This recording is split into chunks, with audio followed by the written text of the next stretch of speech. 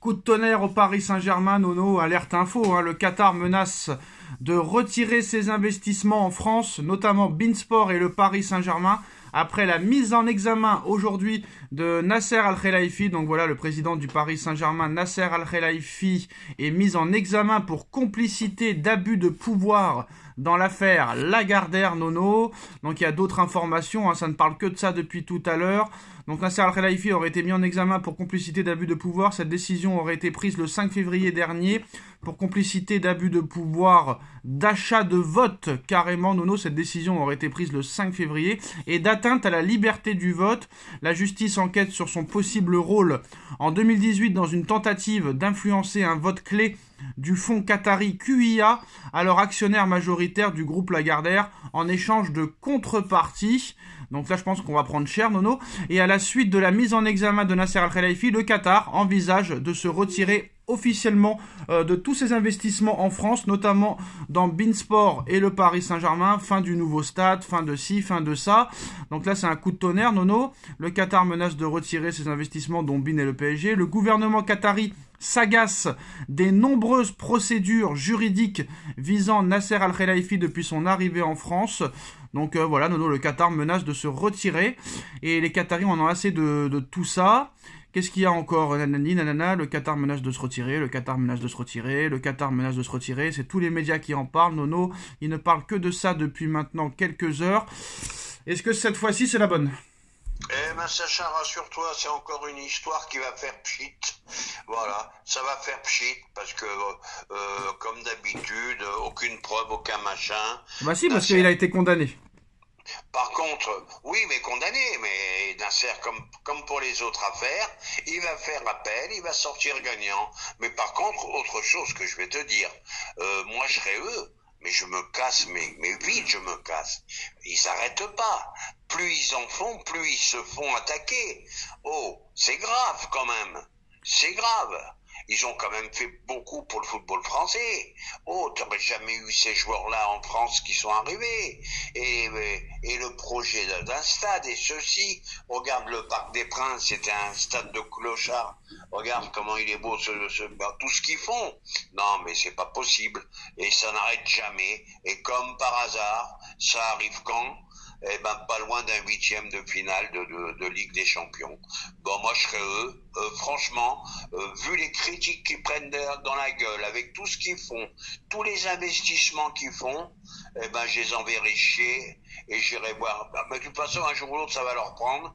Ils vont acheter un club en Angleterre et ils vont dire ciao Pantin à Paris et ça serait normal. C'est la mentalité française, de toute façon. Bon, le parc a toujours été beau quand même, faut pas se mentir. Mais bon, les dirigeants qataris ont toujours dérangé en France, c'est marrant. Hein. Par contre, leur argent, ça a jamais dérangé. Donc, ça dérange personne et les impôts les impôts que l'État ramasse, ça les dérange pas. Donc hypocrisie titanesque, épisode 60 000, un classique. Mais moi, ce qui me fait rire, Nono, c'est qu'il y a personne qui soutient le PSG. Là, t'as les supporters marseillais qui disent bon débarras, t'as des supporters lyonnais qui disent bon débarras, comme ça le championnat va redevenir attractif comme avant. Donc que de l'anti-parisianisme partout, hein. C'est pas d'aujourd'hui, comme d'habitude. Ils attendent tous une seule chose, c'est que Nasser y tombe, mais comme je t'ai dit tout à l'heure, je t'ai rassuré, Nasser ne tombera pas, il y aura un non-lieu, et par il n'y a pas de non-lieu, il a été condamné, mon pote, t'as pas compris. Oui, mais il fait appel, il fait comme... Ouais, vas-y, de toute façon, il a des casquettes derrière lui, quoi qu'il arrive, il a des casquettes derrière lui, ce sera pas le premier, quoi qu'il arrive, hein. Nasser, il a été condamné 25 000 fois, il s'en est toujours sorti, et là, il va s'en sortir encore, mais il risque d'en avoir plein le cul et dire ciao Pantin. Ciao Pantin, j'en sais rien, mais en tout cas, quoi qu'il en soit, si un jour Paris gagne la Ligue des Champions, bah comme avec Marseille, ils vont dire qu'on l'a acheté. Ça, c'est sûr et certain. Ouais, mais t'en finis jamais, il n'y a plus de débat, on a acheté, on achète les arbitres, on achète ci, on achète ça, ça devient insupportable. Oh le niveau, grave. Alors Nasser Al-Khelaifi s'est défendu face aux enquêteurs. Ils disent Nasser ci, Nasser ça pour se défendre. Ils citent mon nom, je suis surpris. Je me retrouve au milieu de ce dossier dans lequel je n'ai aucune connexion, simplement sur la base d'une seule communication téléphonique. Bon bah oui, bien sûr, hein, il met en touche. Mais bon,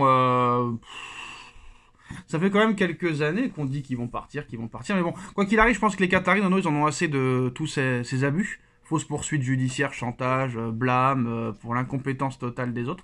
Donc tous les problèmes en France sont de leur faute. Mais bon, c'est pas de leur faute en fait. Voilà, tout est de leur faute. Voilà, demain il va neiger au mois d'août, ça sera de leur faute. Voilà, c'est insupportable. C'est insupportable. Moi, je pense qu'il faut leur dire merci à ces mecs-là. Parce que autrement, t'aurais un championnat, mais 6e zone, digne de la Roumanie ou de je sais pas quoi, ou de Chypre. T'auras un championnat de ce niveau-là. Ben voilà, écoute, ils sont bien gentils encore de rester, moi je te le dis. Chaque fois qu'ils essaient d'aider, c'est apparemment pour du soft power, hein, mais c'est de l'abus pur et simple et tout le monde en a assez à ajouter cette même source proche du gouvernement français, Nono. C'est-à-dire, je comprends pas trop là.